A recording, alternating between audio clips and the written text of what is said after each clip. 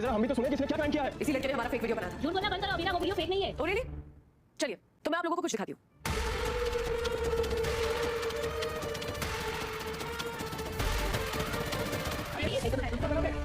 मुझे समझ नहीं आ रहा कि मिस्टर कपूर मिस्टर त्यागी की और मिसेस कपूर मिसेस पहाड़िया के हस्बैंड के साथ इतना क्लोज डांस क्यों कर रही है? मिस्टर चोपड़ा मिसेस पहाड़िया को अपने हाथ से डिजर्ट खिला रहे हैं। गाइस ये सब हो क्या रहा है यहाँ? दोस्तों आने वाले एपिसोड में आप देखेंगे यहाँ पे अरमान जब उस लड़के को पकड़ता है जिसने इनकी एआई की वीडियो बनाई थी, तो सब लोग कहते हैं इस लड़के को आपने क्यों पकड़ा, इसका क्या कसूर है, आप बता सकते हो। तो अबीरा कहती है ये वही लड़का है जिसने हमारी एआई से फेक वीडियो बनाई थी। तो सब लोग कहते हैं अबीरा वो वीडियो रियल थी, तुम्हारी फेक नहीं थी।